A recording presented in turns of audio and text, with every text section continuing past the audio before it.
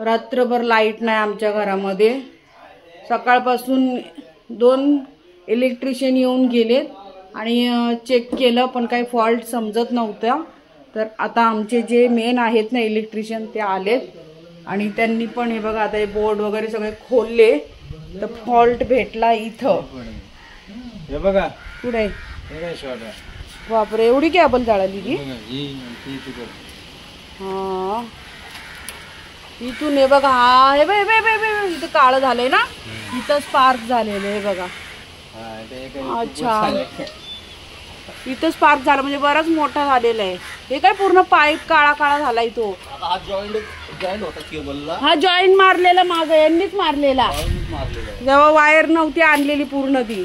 आणि हे कॅबलवाले पण येऊन बसलेत बिचारे, यांची कॅबल बंद आहे सकाळपासून आणि सगळी लोक यांना फोन करून करून शिव्या घालतायत। रात्रीपासून बंद आहे 1:30 वाजल्यापासून। आमचं इथं काय झालं काय कळालं तर आम्ही आउट साईडला चेकच केलं नाही ना।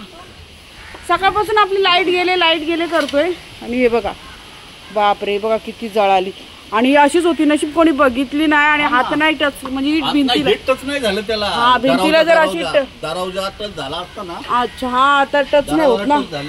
तरी मी याच्यावर सकाळी कपडे बिपडे घातले सुकत मस्त माहितीच नाही काय मला एवढी मोठी वाय। हे बालू मामा आहेत ना गेले कामाला निघून त्यांनीच मारला जॉईंट आणि यांनीच मारलेला माग ना आपलं जॉईंट तुम्हीच मारलेला पण आमची चुकी होती। आम्ही वायर तुम्ही बोलत होते पूर्ण आणा पण आम्ही म्हणलं ना अर्धी आहे ती लावून टाका असं झालेलं आणि ते जॉईंट असलं की असं होतं आणि त्यात पाऊस चालू होता काहीतरी झालं। तर मी सकाळी तिकडे बघितलं पण तिथे ना सगळ्या मुंग्या होत्या। मला जरा संशय आलेला म्हटलं इथं काय पालबिल गेली का काय पालीनी काही कुरतडली असेल वायर पण तसं नाही ते फॉल्ट होता इथं आणि एवढा स्पार्क झालाय रात्री आणि आम्हाला माहितीच नाही। सकाळपासून आम्ही बसलोय आणि तो एक आलाय वायरमॅन यांच्या इकडचा आणि तो बसलाय अख्खी बोर्ड खोलत आणि काही त्याला फॉल्ट समजना। पण हे वायरमॅन आमचे एकदम लायसनवाले आहेत है ना।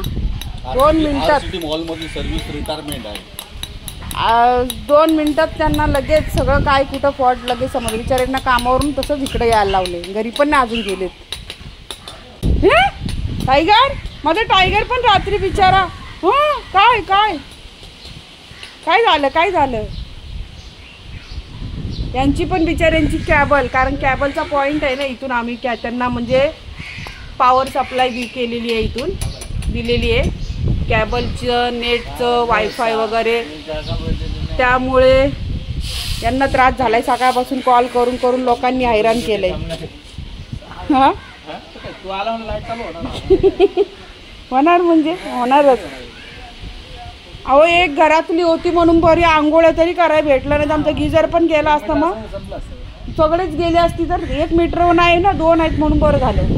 1च मीटरचा फॉल्ट झाला इकडे आणि नेहमी होतं हे वायरमॅन आहेत ना बरोबर अशी आयडिया करतात 2 महिने गेली ना की व्हॅलिडिटी संपते लगेच। नवीन टाका नाही बोलले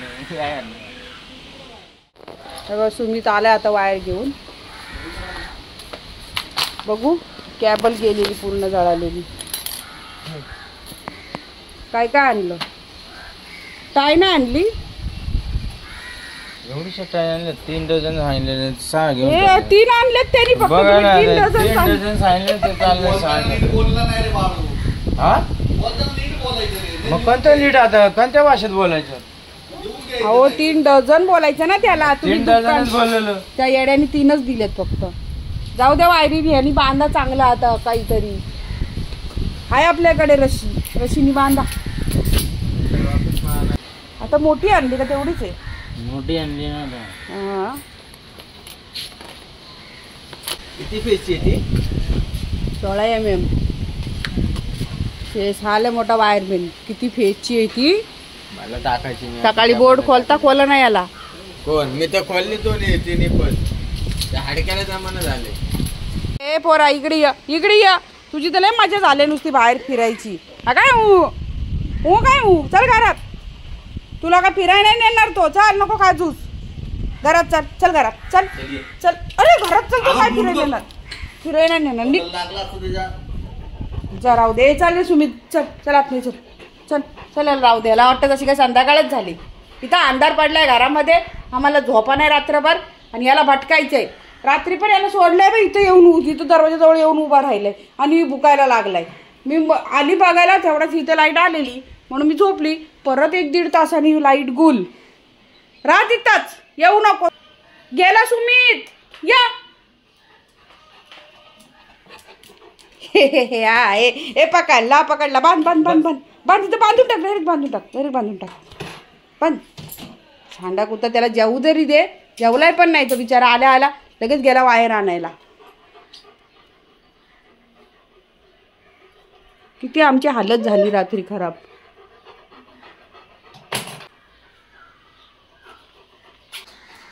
गप तुझा.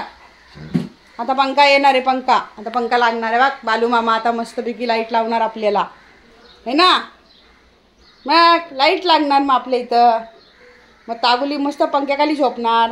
सकाळपासून लाईट नव्हती आमची. कशी आम्ही दिवस काढलाय आज, आणि रात्रसुद्धा. बिचारा माझा टायगर आणि मी, आम्ही या खोलीतून त्या खोलीत. आणि सुमित पण माझा ती गादी घेतोय आणि त्या रूममध्ये जाऊन झोपतोय आम्ही. तिथं काय आम्हाला झोप लागत नाही. आम्हाला लागली सवय या रूमची, तर तिकडे काय आम्हाला झोपच लागली नाही ना. म्हणून बिचारा तो पण गेला लगेच पळत पळत वायर घेऊन यायला. ताई आज काय स्पेशल, काय बनवतेस आज? आज स्पेशल आहे शिरा. पण शिरा असा तसा नाहीये, प्रसादाचा शिरा. केळं टाकून आणि ड्रायफ्रुट्स. तर इथं मी कढई ठेवले, त्यामध्ये पहिले रवा घालून घेते. आणि रवा थोडासा भाजायचा पहिले 1-2 मिनिटं गरम कढईमध्ये चांगला. कारण पावसामध्ये ना रवा जरा कसं असतं, पावसाने थोडा दमट होतो ना. आता तूप घालून घ्यायचं. तूप जरा चांगलाच जास्त घालायचं. जरा तूप मस्तपैकी आता जास्त घालायचं जरा. शिरा कसं असतं, शिरा जास्त करून तुपातच जेवढं आपण बनवू ना तेवढं मस्त लागतं, चव त्याची चांगली लागते. पण अचानक कसं काय आज शिरा? म्हणजे असं मला गोड खावंसं वाटलं आज जरा, मग म्हटलं चला शिरा बनवूया, आणि तो पण प्रसादाचा. अजून मला थोडंसं तूप याच्यात लागणार आहे. मी अजून 1 चमचा घालून घेते. तर एकूण मी याच्यामध्ये किती घातले सांगू? काय चमच्याचं प्रमाण मोजायला गेलं ना तर हे 4 चमचे भरभरून, समजलं, एवढे घातलेले आहेत. आणि मस्तपैकी आता बघा याच्यामधून असं तूप असं साईडला दिसते, म्हणजे तूप भरपूर असं घालायचं याच्यामध्ये.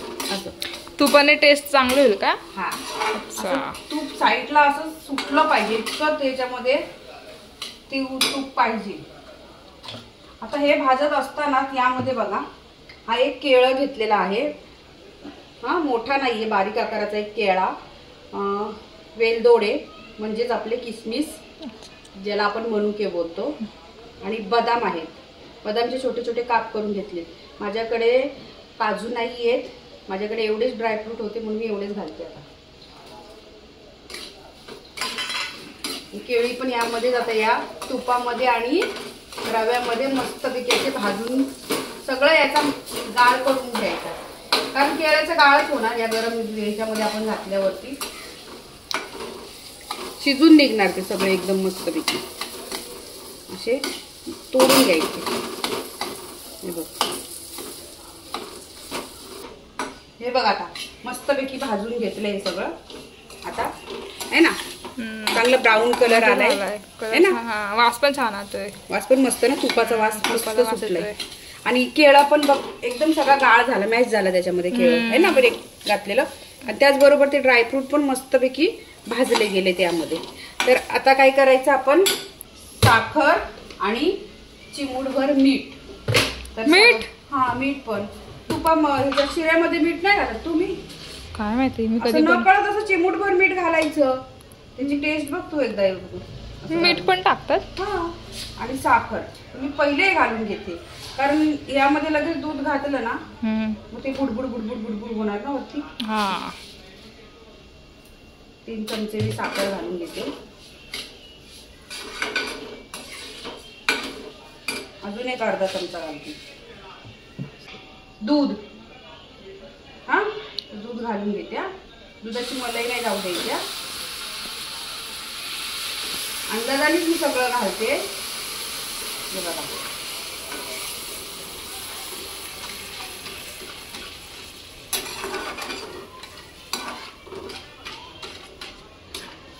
तर यामध्ये मी अजून थोडंसं दूध घालते. बस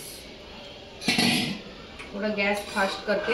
याला उकळी यायला लागली की गॅस पुन्हा स्लो करायचा आणि याच्यावरती झाकण लावून याला शिजू द्यायचं चांगलं आटेपर्यंत.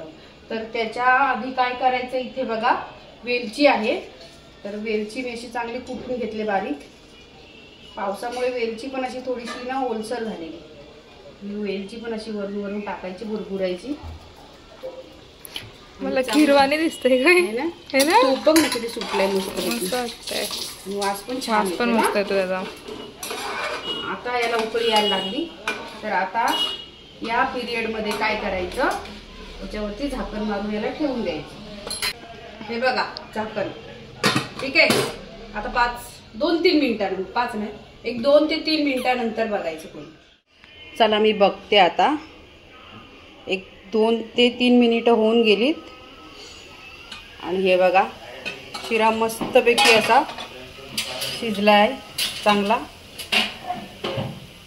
हे बघा कुठेही असा चिकटलेला नाही आहे आणि करपला देखील नाही आणि अगदी मोकळा असा मस्तपैकी झाला आहे. मी आता गॅस बंद करून घेते. तर या सगळ्यांनी जेवायला हे बघा शिरा मस्तपैकी आणि पनीर वाटाणा फ्लॉवरची भाजी जिरा राईस आणि हे माझे पराठे आहेत मस्तपैकी बनवलेत.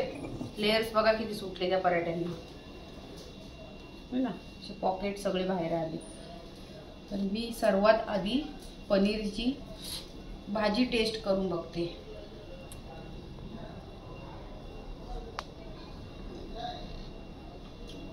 मस्त. त्याची रेसिपी मी शेअर केली नाही. नेक्स्ट टाइम नक्की करेन. वेळ नव्हता आणि व्हिडिओ काढायला देखील कोण नव्हतं म्हणून म्हटलं चला आज शिऱ्याचीच रेसिपी मी शेअर केली. तर शिरा कसा झालाय तो मी आता टेस्ट करून सांगते.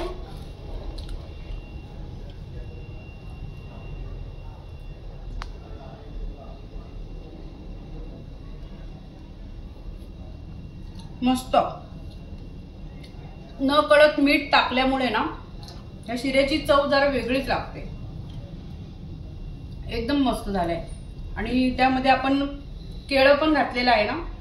केळ्याचा पण फ्लेवर एक नंबर लागतो यामध्ये. मस्त झालंय.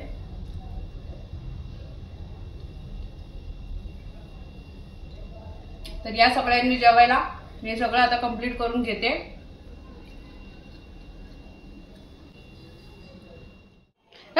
काय घेऊन आली? अरे मी तुला देणार होती तर तूच तुला काय घेऊन आली? या बघू. राईस. अरे नूडल्स आणि सूप आणि फ्राय राईस. वाव. तू काय देते मला? आम्ही पण तुला इथे ताट भरलेला आहे. जिरा राईस अजून विथ मटार पनीर अँड फ्लॉवर सब्जी. ओके. आणि डिझर्ट मध्ये स्वीट मध्ये शिरा अँड पराठा. तुझ्यासाठी मी एक आकाराचा पराठा बनवला. हा बघ कसा आकार दिलाय बघ पराठ्याला. आहे ना जीवाला पराठा. आता तुझ्या वहिनीला पण सांग. माझ्या ताईनी पण तुझ्यासारखीच रेसिपी बनवलेली आहे. जाते. Tata bye bye. See you. Bye. Good night. अंजूचं चायनीज नूडल्स. मी पहिले नूडल्स टेस्ट करते. मस्त आहे. आता फ्राय राईस. हा तू खाणार आहे? व्हेज आहे नॉन व्हेज नाही बाबू. मस्त. आता हे सूप व्हेज मंचुरियन सूप. गरम आहे थोडा. गरम आहे गरम आहे.